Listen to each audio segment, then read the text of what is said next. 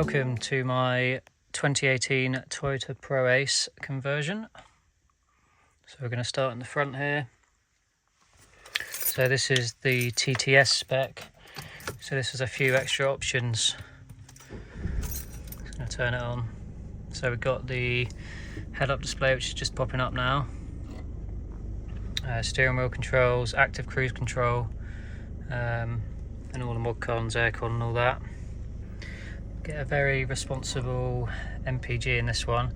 It's 47 at the moment, that's because I'm driving on the country lanes, but on the motorway I can get up to 53. Storage up here, glove box storage, cubbies down here.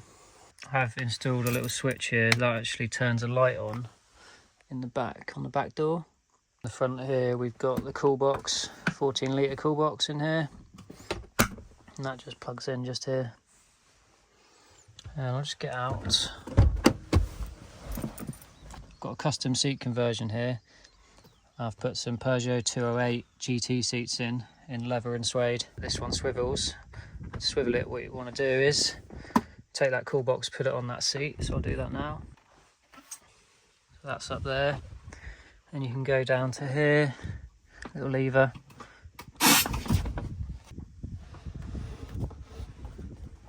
That one just swivels round. So once that's swiveled round, you have also got a desk. So this pops up. You can also use this as prep because the cooker's just in here. So I'll show you that unit now. You've got your chargers down here as well. So just moving back round to the cooker area. This pops up. That just protects your seat, little splashback, and you've got an induction cooker in here, which is powered by an inverter down there, which I'll show you in a minute, but you've got the plug here. And in this unit you also have storage, but I've designed this so you can just sit at the end of the bed basically, and cook. But yeah, you got a big drawer there and a bigger drawer that you can put your pans and stuff in. It's got my camera in at the moment. So you probably noticed the floor, it's all oak. It's all oak cappings, solid oak. And all the units are made out of birch ply and got maple corner posts. Just going to go around to the other side and show you the electrics. So coming around to this side of the unit, this is all your switching for the van, which you can access obviously just sitting there. That turns your lights and stuff on, which are on at the moment. Also you've got an extractor for the cooker up here. So I've just made these little ply bits, you just twist those, pop that out, that is the extractor. I hope there's not too much wind noise, it's quite windy, but let's have a look at the electrics. Pop this open, pop this one open. So in here is the whole electrical system, and I've got a battery monitoring system. It's a Renogy system, so you can see how much batteries you've got, how much charge you've got. So it's currently 100%, and it tells you if you've got stuff on, it will tell you how long you've got left on the power. You can run this cooker for 3 hours on full heat and then about 6 hours on half, so you're totally fine on power. Just behind this we've got the batteries, which I'll show you in a sec. So in the electrical area we've got a split charge relay which charges off the engine, and you've also got a solar charger which is charging off the roof. We've got 360 watts of solar on the roof, that's charging through here. You can isolate the solar, so if you press that, that will turn the solar charging off. Say if you have run the batteries right down and the solar's not charging quick enough, you can take it for a drive and turn that off and it will charge straight through the engine. But usually you're fine to just have it all on because it will trickle charge and you won't have any issues. But if it is really flat, just press that and it will charge straight from the engine. Obviously if you're driving at night or it's cloudy, there's not going to be any voltage through the solar, so you don't have to worry about turning it off. This is the shunt just for the Renogy system that measures the wattage and the ampage through the screen.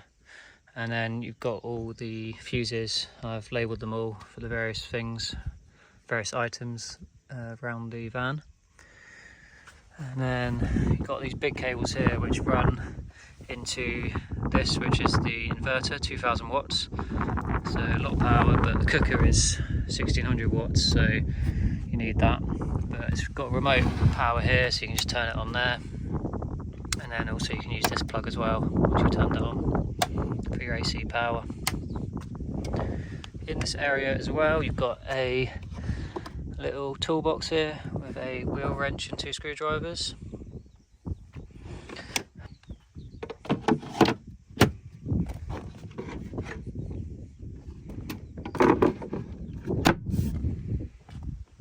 So I was just talking about the batteries, I'll just show you those before I get in the back. So they are just in here. You've got 220 amp hours of batteries, and if you need to take them out, there's 4 screws there, and then this just pulls out, and they're on extended cables, so you can get them out easily. So in the back you've got this bench seat which has storage under it, these boxes. We're just looking at the back area now. So what you have here is a multifunctional sideboard unit and multifunctional seat which has 3 different configurations. So this is the sofa setup, and then you've got a dining setup. So you just pull this little latch here, this all slides out like that. You just lock these in place, make sure they're locked, that's secured now. And then I'll just get in here, pull this table up. Sit 2 people nicely around here, even 3. So you've got that set up there. This is the sideboard unit, it's still gas around so this opens up. In here you've got the water system, you've got 20 litres and then a bit of storage in there and some extra sockets for charging. So this is the sink, so you pop this out. Pop that and that up, then you have the sink there, and then you can take this out of the van if you want to wash up outside. It's just a bit more versatile. Just going to throw that out now. You've got these side cubbies which light up, and you've got chargers in those cubbies. There's another one in there. You've also got a bit of extra storage under here, little cubby to chuck stuff. Another thing you can also do with the cooker is you can take it out and cook outside if you want, or you can move it to here. It's on an extended cable. You can also plug it into this one if you want to cook just outside, or you can cook out here. And you've also got an awning which you can pull out. I'm not going to pull it out, but you get the idea. Alright, now to set up the bed. So this has got the same rock and roll style pull out, but first there's a little infill cushion that's in here. So just pull that one out, chuck it on top for a sec, and then yeah, so you pull that, and then just as before it comes out you have, that's another infill, and this comes out the rest of the way. Same, lock the legs in place. Pops down, and then so the bed like that, you can use it like that, it's a bit short, but if you want to make it full length, which is 6'2" to the door, you put in this extra piece, and to do that you've got this little slot that slots into that, so there, and then you fold this bit over,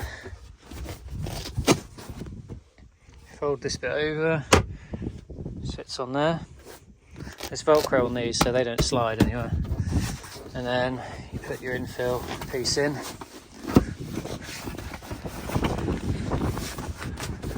That is your double bed.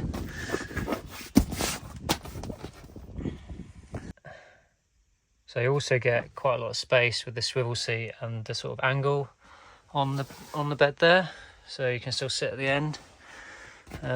But all the windows have blinds, so you can pull these across. Back one's got the blinds there as well, and then I didn't get it out, but in one of those storage units there is insulative screens to put on all these windows, basically to black out that whole area, and then you're fully enclosed, no light.